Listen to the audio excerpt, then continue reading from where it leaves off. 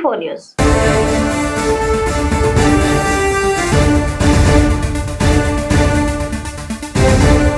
పెంచిన gas cylinder ధరలను వెంటనే వెనక్కి తీసుకోవాలని కేంద్ర ప్రభుత్వానికి BRS working president KTR demand చేశారు. చరిత్రలో ఎప్పుడూ లేని విధంగా కమర్షియల్ సిలిండర్ పై 1000 రూపాయలు పెంచి పేదలకు కార్మికులకు మేడే కానుకగా మోదీ ఇచ్చారంటూ కేటీఆర్ విమర్శించారు. పెంచిన సిలిండర్ ధరతో సామాన్యుడికి నడ్డి వరుస్తున్నారంటూ ఆవేదన వ్యక్తం చేశారు కేటీఆర్. పెంచిన గ్యాస్ సిలిండర్ ధరలను వెంటనే వెనక్కి తీసుకోవాలని కేంద్ర ప్రభుత్వానికి BRS working president KTR demand చేశారు. చరిత్రలో ఎప్పుడూ లేని విధంగా కమర్షియల్ సిలిండర్ పై 1000 రూపాయలు పెంచి పేదలకు కార్మికులకు మేడే కానుకగా మోదీ ఇచ్చారంటూ కేటీఆర్ విమర్శించారు. పెంచిన సిలిండర్ ధరతో సామాన్యుడి నడ్డి విరుస్తున్నారని ఆవేదన వ్యక్తం చేశారు. హోటళ్లలో పనిచేసే కార్మికులకు స్వయం ఉపాధిపైన ఆధారపడిన ప్రతి ఒక్కరికి పెంచిన ధర తీవ్రమైన ఇబ్బందికి గురిచేస్తుందని మేడే రోజున ప్రధానమంత్రి మోదీ కార్మికులందరికీ మేడే కానుకగా ఈ ధరల పెంపు ఇచ్చారని 1000 రూపాయల సిలిండర్ ధర పెంచడం వలన ఉద్యోగ ఉపాధి అవకాశాలు తగ్గిపోతాయని కేటీఆర్ అన్నారు.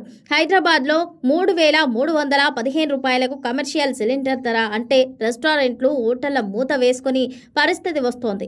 దీంతో హోటళ్లు రెస్టారెంట్లలో పనిచేసే లక్షల మంది కార్మికుల ఉపాధి ఇబ్బంది పడుతోంది.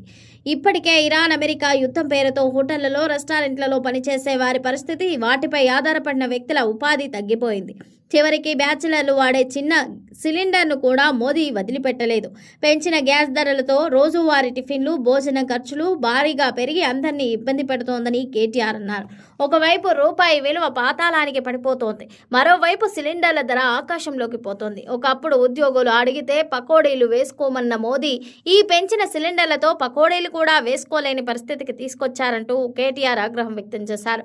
చమురు ధరలు పెంచి గ్యాస్ ధరలు పెంచి ప్రజల నుంచి భారీగా దోచుకుంటున్న బీజేపీ ప్రభుత్వం సెస్ పేరుతో 65 రూపాయలున్న పెట్రోల్ ని 110 నుంచి 120కి పెంచిందన్నారు. Revanth Reddy RTC cross road లో సినిమా థియేటర్ ప్రారంభోత్సవానికి పోయాడు, కానీ ఆ పక్కనే ఉన్న అశోక్ నగర్ లైబ్రరీ దగ్గరికి పోలేదు. ఎన్నికల ముందు అదే అశోక్ నగర్ లో సెంట్రల్ లైబ్రరీ దగ్గరికి పోయి విద్యార్థులకు హామీ ఇచ్చారు. అధికారంలోకి రాగానే అదే అశోక్ నగర్ లైబ్రరీ దగ్గర పోలీసులతో విద్యార్థులను కొట్టించిండు అంటూ హరీష్ రావు విమర్శించారు. Revanth Reddy RTC cross road లో సినిమా థియేటర్ ప్రారంభోత్సవానికి పోయాడు, కానీ ఆ పక్కనే ఉన్న అశోక్ నగర్ లైబ్రరీ దగ్గరికి వెళ్లలేదు. ఎన్నికల ముందు ఇదే అశోక్ నగర్ సెంట్రల్ లైబ్రరీ దగ్గరికి పోయి విద్యార్థులకు హామీ ఇచ్చాడు. అధికారంలోకి రాగానే అదే అశోక్ నగర్ లైబ్రరీ దగ్గర పోలీసులతో విద్యార్థులను కొట్టించాడు. రేవంత్ రెడ్డి, బట్టి విక్రమార్క, బల్మూరు వెంకట్, ప్రొఫెసర్ కోదండరాం ఆ రోజు పెద్ద పెద్ద మాటలు మాట్లాడారు. ఈ రోజు నోళ్లు మూగబోయాయంటూ హరీష్ రావు ప్రశ్నించారు. మిత్రులందరికీ నమస్కారం. రాష్ట్ర వ్యాప్తంగా నిరుద్యోగులు వెంటనే ఉద్యోగాలకు నోటిఫికేషన్లు ఇవ్వాలని ధర్నా కార్యక్రమాలు చేస్తూ ఉన్నారు. ఈరోజు రాష్ట్ర ప్రభుత్వము, ముఖ్యమంత్రి ఏమో ఉద్యోగులు నోటిఫికేషన్లు వద్దంటున్నారని బుకాయిస్తా ఉన్నాడు. ఇవాళ ఈ లైబ్రరీలో ఉన్నటువంటి యువత గత 2.5 సంవత్సరాలుగా ఎప్పుడు నోటిఫికేషన్లు వస్తాయా, ఎప్పుడు మేము జీవితంలో స్థిరపడతామని ఎంతో ఓపికగా ఎదురు చూస్తూ ఉంటే 2.5 ఏళ్లుగా రేవంత్ రెడ్డి నోటిఫికేషన్లు ఇచ్చిందే లేదు. ఆనాడు రాహుల్ గాంధీని తీసుకొచ్చి అశోక్ నగర్ సెంట్రల్ లైబ్రరీ మెట్ల మీద కూర్చొని మొదటి ఏడాదిలోనే 2 లక్షల ప్రభుత్వ ఉద్యోగాలు నింపుతామని నమ్మించారు. ఫుల్ పేజ్ అడ్వర్టైజ్మెంట్లు ఇచ్చారు. అన్ని పత్రికల్లో కూడా కాంగ్రెస్ ప్రభుత్వం అధికారంలోకి వచ్చిన మొదటి ఏడాదిలోనే 2 లక్షల ప్రభుత్వ ఉద్యోగాలని నమ్మబలికారు. ఆనాడు నిరుద్యోగులందరినీ కూడా ఒకతాటి మీదకి తెచ్చి బస్సు యాత్రలు పెట్టించి గ్రామాల్లోకి పంపించి పట్టణాల్లోకి పంపించి కాంగ్రెస్ కోటేయండి 2 లక్షల ఉద్యోగాలు వస్తాయని చెప్పించారు. తల్లిదండ్రులకు కూడా అమ్మ కాంగ్రెస్ కోటేస్తే మాకు ఉద్యోగం వస్తుందని చెప్పి ప్రచారం చేయించుకున్నారు. తల్లిదండ్రుల చేత కూడా ప్రచారం చేయించుకున్నారు. ఆనాడు నమ్మించారు, నేడు వంచింది. ఆనాడు నమ్మించడం, నేడు వంచడం కాంగ్రెస్ నైజం. కాంగ్రెస్ పార్టీ ఆనాడు చెప్పి ఇలా ముఖం చాటేసినారు. పక్కనే సినిమా థియేటర్ ఇనాగ్రేషన్ కు పోతుండు రేవంత్ రెడ్డి, గాని అశోక్ నగర్ సెంట్రల్ లైబ్రరీ వైపు కన్నెత్తి కూడా చూస్తలేడు. ఎందుకంటే ఆడికి పోయేటట్లేదు పరిస్థితి. ఇవాళ ఎంత దుర్మార్గం అంటే ఏ అశోక్ నగర్ సెంట్రల్ లైబ్రరీ దగ్గరికి పోయి ఆనాడు నిరుద్యోగులకు నమ్మించి ఓట్లు వేయించుకున్నాడో ఇవాళ అదే అశోక్ నగర్ సెంట్రల్ లైబ్రరీలో పోలీసుల చేత పిల్లల వీపులు పగలగొట్టిస్తున్నాడు రేవంత్ రెడ్డి. పోలీసుల చేత రక్తాలు గారించే విధంగా పిల్లల్ని కొట్టిస్తున్నాడు రేవంత్ రెడ్డి. సెంట్రల్ లైబ్రరీకి తాళాలు వేసి దాన్ని పోలీసుల నిలయంగా మార్చిండు రేవంత్ రెడ్డి. నేను అడుగుతా ఉన్నా, బల్మూరి వెంకట్లో, ప్రొఫెసర్ కోదండరామ్ గారు, రేవంత్ రెడ్డి గారు, బట్టి విక్రమార్కలో ఎందుకు మీ గొంతులు మూగబోయినాయి?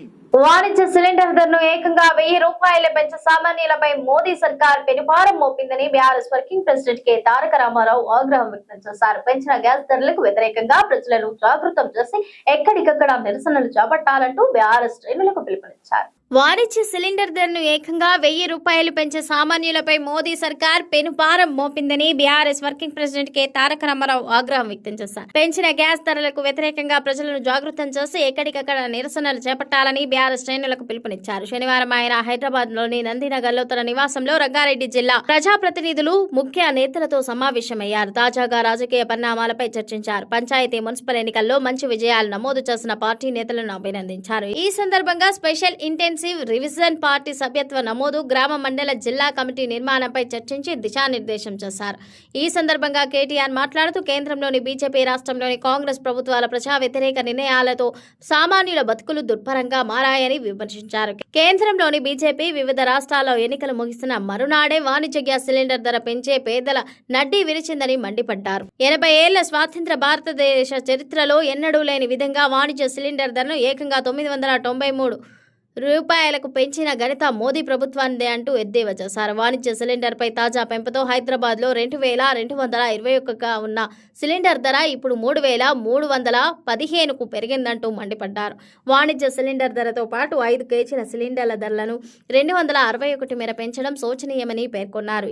ఇప్పటికే ఇంధన ధరలను పెంచి దానిపై సెస్సుల పేరుట 65గా ఉన్న లీటర్ పెట్రోల్ ధరను 110 నుంచి 120కి పెంచారని గుర్తు చేశారు. ఇప్పుడు సిలిండర్ ధరల పెంపుతో పేద మధ్య తరగతి ప్రజల బతుకులు మరింత దుర్భరంగా మారే ప్రమాదం ఉందని ఆందోళన వ్యక్తం చేశారు. పశ్చిమాసియాలో నెలకొన్న ఉద్రిక్తతల కారణంగా దేశంలో గ్యాస్ కష్టాలు పెరగడంతో ఇప్పటికే హోటళ్లు, రెస్టారెంట్లో వంటకాలను తగ్గించారని గుర్తు చేశారు. ఇప్పుడు సిలిండర్ ధరల పెంపుతో పేదలు, హాస్టళ్లలో ఉంటున్న విద్యార్థులు, హోటళ్లలో పనిచేస్తున్న శ్రామికులపై తీవ్ర ప్రభావం పడే అవకాశం ఉందని ఆవేదన వ్యక్తం చేశారు. టిఫిన్ సెంటర్లు, మెస్ల నిర్వాహకుల నష్టపోయే ప్రమాదం ఉందని చెప్పారు. హోటల్ మెస్ల నుంచి ఆహార పదార్థాలు తెచ్చుకునే బ్యాచిలర్లు, ఐటీ ఉద్యోగుల మీద కూడా భారం పెరుగుతోందని ఆవేదన వ్యక్తం చేశారు. కేంద్ర ప్రభుత్వం వెంటనే పెంచిన గ్యాస్ ధరలను ఉపసంహరించుకొని ప్రజలకు ఉపశమనం కలిగించాలంటూ డిమాండ్ చేశారు. అడ్డగోలు హామీలిచ్చి గద్దెనెక్కిన కాంగ్రెస్ సర్కార్ మోసాల పరంపర కొనసాగిస్తోందని కేటీఆర్ మండిపడ్డారు. 2.5 ఏళ్ల పాలన అవినీతి, అరాచకాలు, స్కామ్లకు కేరాఫ్ గా మారిందని విమర్శించారు. రంగారెడ్డి జిల్లాలో మంత్రులే స్వయంగా మైనింగ్ భూ కుంభకోణాలకు తెరతీశారని ఆరోపించారు. చేసిన ప్రతి పనిలో కమిషన్లు, కాసులకు కక్కుర్తి పడుతూ రాష్ట్ర సంపదను దోచుకుంటున్నారంటూ దుయ్యబట్టారు. ప్రభుత్వ పెద్దల అరాచకాలపై తెలంగాణ ప్రజలు తీవ్ర ఆగ్రహంతో ఉన్నారని చెప్పారు. దోపిడీ పార్టీకి బుద్ధి చెప్పేందుకు సమయం కోసం ఎదురు చూస్తున్నారని హెచ్చరించారు. అవినీతి కాంగ్రెస్ పార్టీకి మరో 20 ఏళ్లు అధికారం కల్లేనని ఘాటు వ్యాఖ్యలు చేశారు. రాష్ట్ర ప్రభుత్వ ఉద్యోగులకు జూన్ 1లోగా ఆరోగ్య భద్రతా కార్డులను అందజేయడంతో పాటు ఆ రోజు నుంచే అన్ని రకాల దవాఖాన్లను నగదు రహితం చికిత్సలను అందుబాటులోకి తీసుకొస్తామని సీఎం రేవంత్ రెడ్డి ప్రకటించారు. ఆయన జూబ్లీహిల్స్ లోని తన నివాసంలో డిప్యూటీ సీఎం బట్టి విక్రమార్క, ఎంపీలు వేం నరేందర్ రెడ్డి, చామల కిరణ్ కుమార్ రెడ్డి తదితరులతో కలిసి ఉద్యోగ సంఘాల జేఏసీ నేతలతో సమావేశమయ్యారు.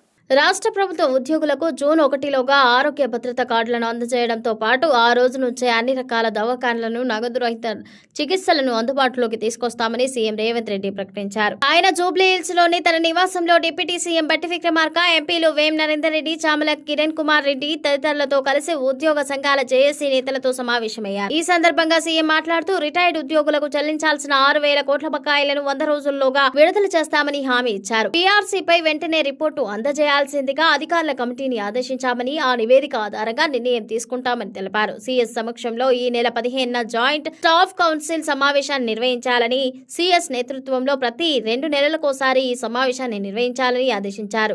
సిపిఎస్ సమస్యను పరిష్కరించే బాధ్యతను డిప్యూటీ సీఎం బట్టి విక్రమార్కకు అప్పగించారు. 2004 ముందు నియమితులైన ఉద్యోగులకు పాత పింఛన్ను వర్తింపజేసే అంశాన్ని సైతం పరిశీలించాలని ఆయనకు సూచించారు. రాష్ట్రంలోని ఉద్యోగులు, ఉపాధ్యాయులు, పెన్షనర్ల సమస్యల పరిష్కారం పరిష్కారం కోసం తలపెట్టిన ఉద్యమంలో భాగంగా ఈ నెల 5న జిల్లా కలెక్టరేట్ల ముందు సామూహిక నిరాహార దీక్షలను విరమిస్తున్నట్టు జేఏసీ చైర్మన్ మారం జగదీశ్వర్, సెక్రటరీ జనరల్ ఏలూరి శ్రీనివాసరావు ప్రకటించారు. ఉద్యోగుల 4 ప్రధాన డిమాండ్లపై ప్రభుత్వం స్పష్టమైన హామీ ఇవ్వడమే ఇందుకు కారణమని తెలిపారు. మే 5న తలపెట్టిన ఆందోళనను ఉద్యోగ సంఘాల జేఏసీ సైతం విరమించింది. సీఎంతో సమావేశమైన వారిలో ఉద్యోగ సంఘాల జేఏసీ నేతలు పుల్గం దామోదర్ రెడ్డి, బి శ్యామ్, ఎస్ఎం హుస్సేన్, వంగ రవీందర్ రెడ్డి, జి సదానంద గౌడ్, కటకం రమేష్, మాచర్ల రామకృష్ణ గౌడ్, ఒడ్నాల రాజశేఖర్, రాములు, కె రామకృష్ణ వెంకటేశం, డాక్టర్ నిర్మల తదితరులు పాల్గొన్నారు.